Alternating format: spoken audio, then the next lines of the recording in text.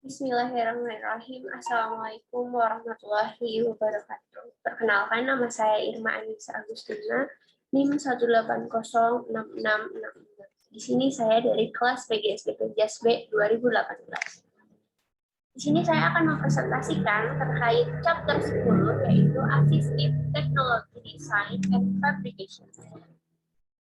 Yang pertama ada Off-the-Shelf Product Design, specifically for use by people with physical, sensory, or cognitive limitation.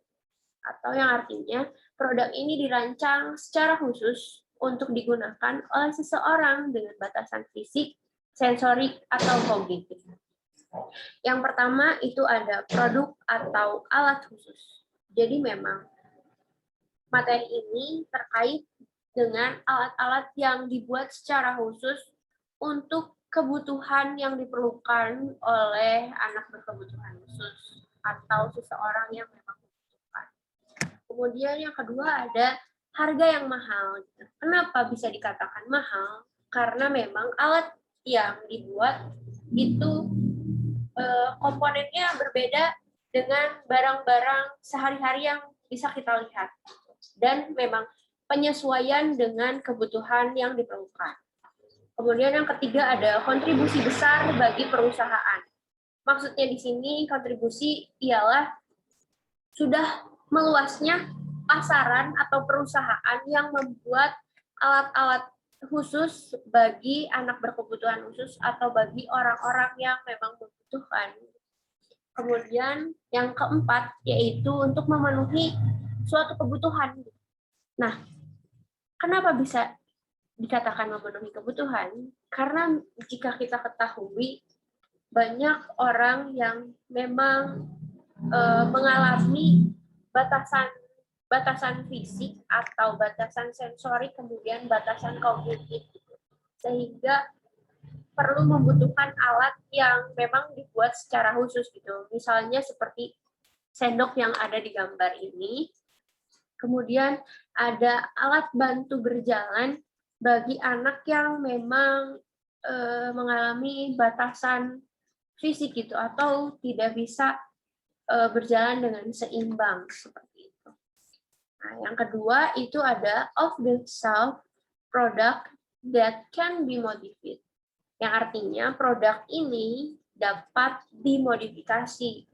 Nah, dari hasil pasaran atau hasil alat-alat dari perusahaan dapat diidentifikasi, yaitu yang pertama adanya hampir memenuhi kebutuhan bagi pengguna.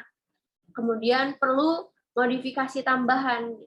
Nah, misalnya contohnya, ada alat tangan pengganti khusus atau alat bantu ketik tangan yang mungkin ada yang terlalu panjang atau terlalu pendek, dan itu perlu dipotong ataupun diperpanjang. Jadi sesuai dengan kebutuhan gitu kan harusnya.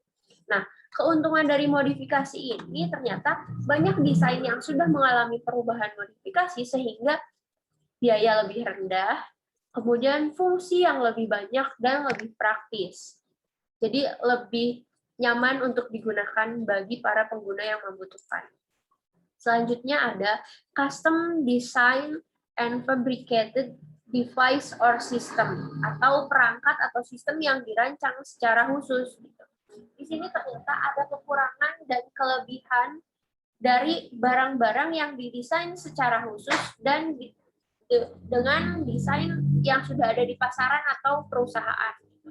Nah, kekurangan dari desain yang dibuat secara khusus yaitu adanya proses pembuatan yang sangat lama karena memang disesuaikan dengan kebutuhan yang ada.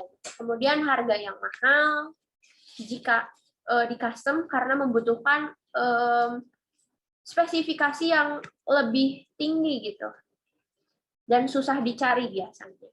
Dan yang ketiga, jika adanya kerusakan dari alat custom ini gitu, biaya perbaikannya itu cukup mahal karena harus mencari bahan-bahan yang memang digunakan secara khusus bagi alat yang di custom itu. Nah, di sini kita bandingkan dengan kekurangan dari desain yang ada di pasaran atau perusahaan, yaitu produknya terlalu pasaran atau terlalu banyak gitu yang sama gitu. Kemudian kualitas yang sedang, jadi tidak terlalu bagus seperti yang kita custom dan tidak terlalu jelek juga. Kemudian yang ketiga itu item yang tidak sesuai dengan spesifikasi pengguna. Nah, ini yang terjadi dari identifikasi produk yang sebelumnya. Nah, jika ada kekurangan, maka ada kelebihan.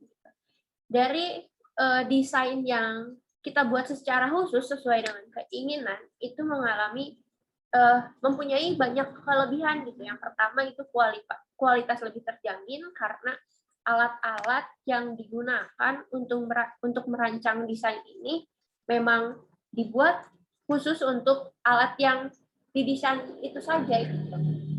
Tidak seperti produk yang di pasaran.